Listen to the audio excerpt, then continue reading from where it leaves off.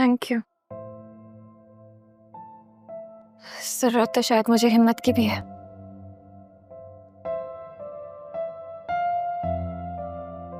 मैं समझ सकता हूँ, बहुत तकलीफदेह होगा तुम्हारे लिए।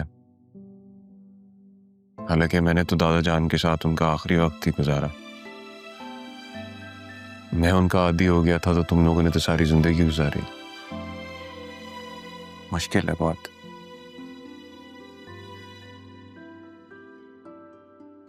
राह नहीं नजर आ रही, कैसी है वो? राह तो ठीक है, लेकिन अंदर ही अंदर बिखरती जा रही है वो।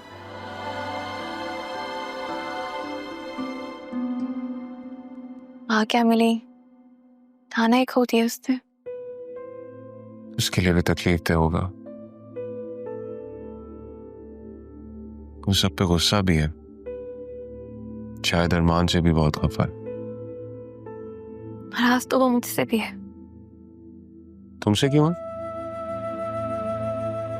तुम तो इतनी अच्छी हो, तुमसे तो नाराज नहीं होना चाहिए उसे।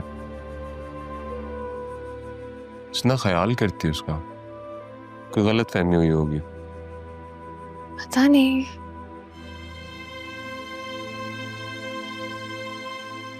शायद उसे लगता है कि मैंने भी सबकी तरह उससे तारा फूफू की सच्चाई छुपाई है, जबकि ऐसा नहीं है। नाराज तो मुझे उससे होना चाहिए ना। उसने मुझसे वादा किया था कि वो शादी से इनकार कर देगी। वो जानती थी कि मैं आपको पसंद करती हूँ, इसके बावजूद जाके दादा जान से आपसे शादी का वादा कराई है वो।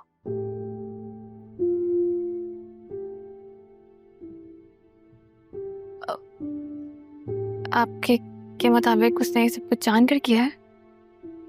मोहब्बत में इंसान अक्सर कुर्बानी देने से डरता है। जब उसका दाव पेश लगता है वो लगाता है। देखो बतून, मैं तो मजबूर था।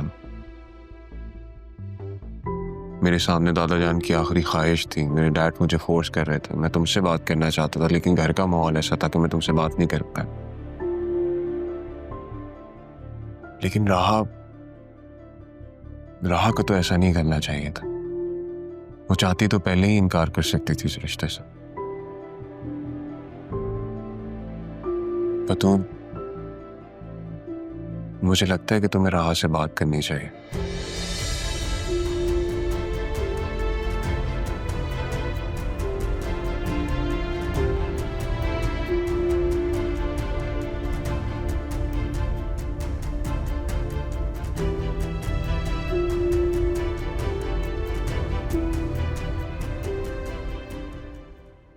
हाँ कबीर, कहाँ हो तुम?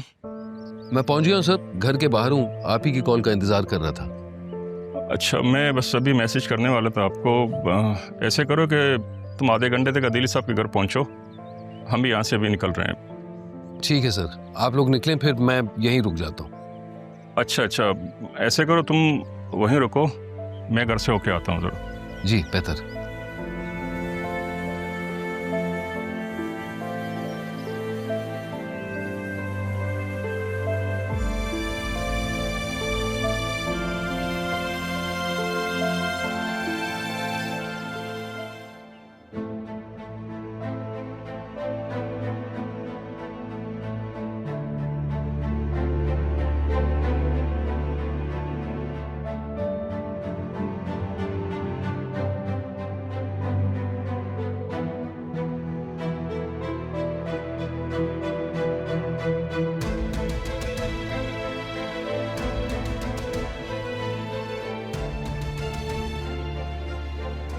मैंने जैसे ख्वाबों में देखा था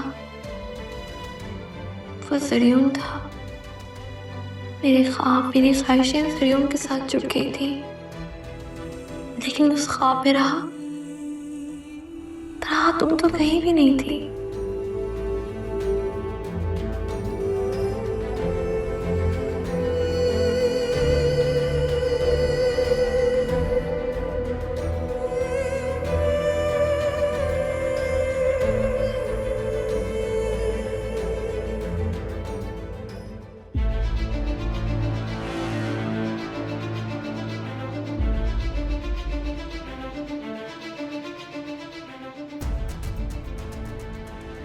कितने सालों बाद इस शहर में ऐसे वापस आऊंगा, सोचा भी नहीं था। बहुत कुछ बदल गया है, हाँ बहुत कुछ। और मैं भी तो बदल गया। क्या था मैं, आज क्या से क्या हो गया, सिर्फ एक तुम्हारी वजह से सितारा। मैं कुछ भी नहीं बोला, कभी नहीं। अपने ठुकराए जाने का गम शायद मैं भूल जाता, लेकिन तुम्हारे जाने से मेरे बाप का जो नुकसान हुआ मुझे आज भी बेचैन रखता। तुमने तो एक दिन भी पलटकर मेरा हाल तक जानने की कोशिश नहीं की। कोई कैसे कैसे इतना बेखबर हो सकता है, कैसे?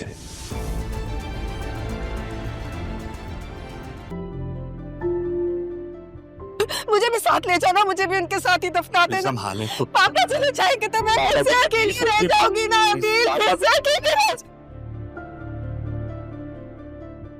पता नहीं क्यों ये आवाज सुनी हुई लगती है। कहीं तारा की आवाज तो नहीं है? मैं तो बस ये चाहती हूँ कि मेरी औलाद पापा या दिल जैसी हो। तारा,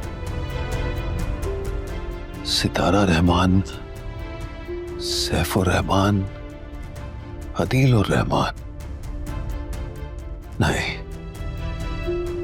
नहीं, ऐसा नहीं हो सकता। शायद मेरी गलतफहमी है। काश उस दिन मैं वो तस्वीर देख लेता जो तारा मुझे दिखाने की कोशिश कर रही थी। अब क्या करूं?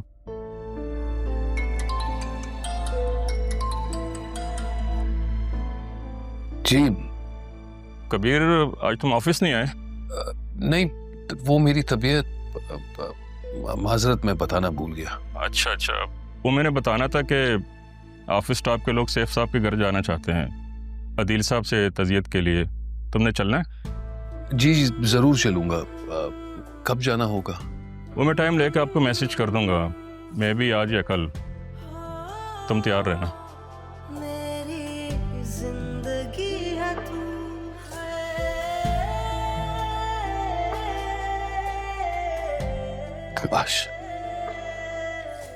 काश वो तुम ही हो तारा। मुझे तुमसे माफी मांगनी है, बस एक बार। काश तुम मिल जाओ।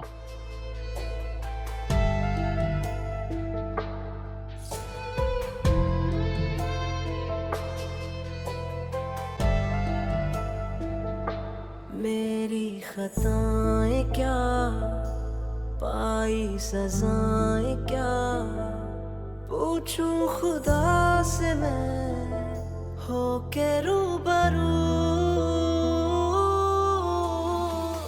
बेबसी है क्यों, बेरुखी है क्यों? क्यों आई आप मेरे कमरे में?